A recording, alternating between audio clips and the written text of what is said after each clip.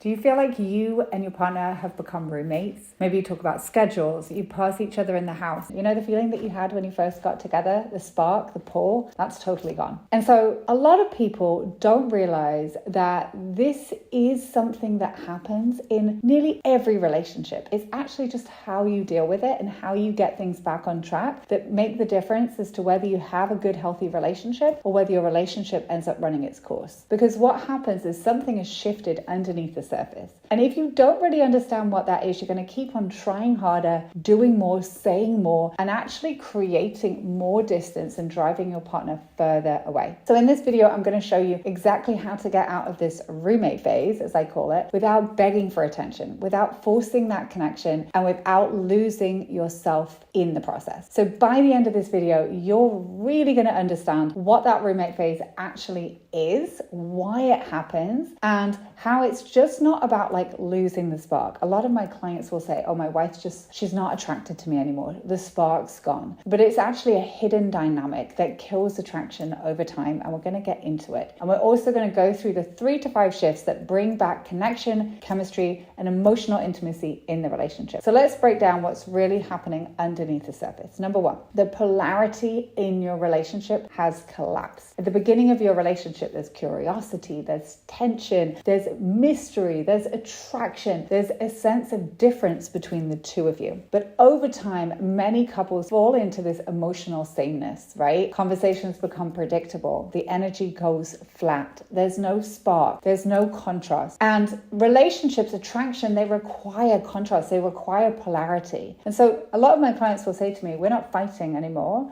We're not connecting either. And it's neutral. And that neutrality, that's where the roommate phase comes in. It's like we're best friends. We've been doing life together, but we don't feel that pull towards each other. The second reason is the chase and the withdrawal cycle. When that disconnection starts, people usually go in one or two ways. One person starts trying harder. The other starts pulling back. I've seen this with both men and women. One partner initiates more conversations. They try to fix things. They bring up the relationship constantly, and every single conversation is about the relationship. And then the other partner feels pressure and they slowly withdraw. They shut down. I had a male client say to me, I felt like no matter what I did, it wasn't enough. So I just stopped trying. And I've also heard so many women say, I feel like I'm the only one holding this relationship together. If I stopped holding this relationship together, there would be no relationship. And both are stuck in the same dynamic. They're just on other sides. The third thing that I see is losing yourself in the relationship. And this is really the deepest layer. This is what I see, especially when people have young children or very, very busy or high demanding jobs. Somewhere along the way, one or both partners stop showing up as their full alive self. They get comfortable, but they get disconnected. And they think the disconnection is with their spouse, but a lot of times it's the primary disconnection is with themselves. They stop prioritizing themselves. They lose their spark, their edge, their presence. And the truth that most people don't want to hear, because it's so easy to blame your partner, is that when you disconnect from yourself, you can't feel that connection with them and they can't feel that connection with you. And one client even said to me, I don't know who I am outside of this relationship anymore. I don't know who I am outside of being a mother anymore. And when we shifted that and found her spark again, everything in the relationship started to work. Let's talk about what actually works here. Step 1, stop trying to force connection. Connection is a live, living thing. You don't want to force it. And so it's counterintuitive, because when you stop trying to fix the relationship directly, every interaction is about, we need to talk about this, we need to fix this, why aren't we connecting? It creates pressure and not connection. Instead, you really want to pull your energy back just slightly. Stop over-analyzing every interaction. Not every interaction is going to be all that important. Allow space for something naturally to emerge. This is what I teach deeply,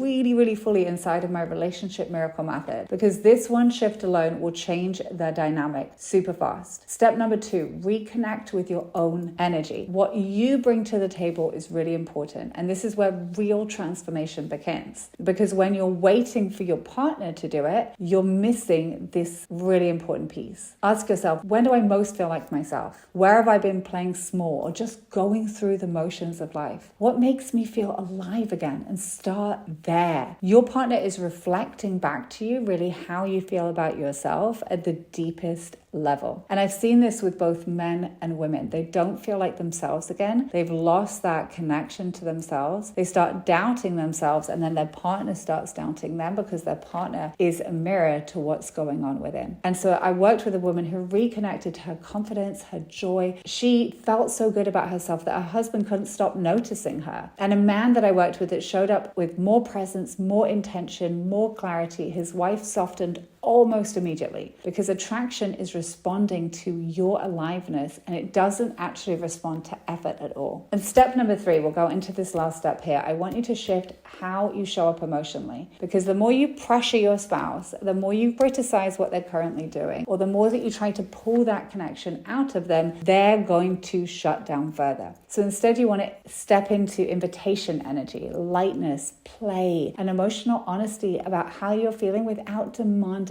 anything. So instead of that heavy conversational, we never spend time together anymore, we never go on date nights anymore, I really want you to try to initiate more vulnerability when you're speaking to your partner. I miss feeling close to you. That really matters to me. I love it when we go out and date, right? Feel the difference. One creates defensiveness and the other creates openness. And so again, if you are struggling in your relationship and you're in that roommate phase, this is specifically what I help my couples deal with. I recently just helped a male client who hadn't had any physical intimacy in over 3 years bring back the intimacy and the connection in the marriage. And so they have a playful, loving marriage again. Go ahead and click the link below if you want to find out more about me, what I do, and check out the other videos. I release at least a video a week. See you soon.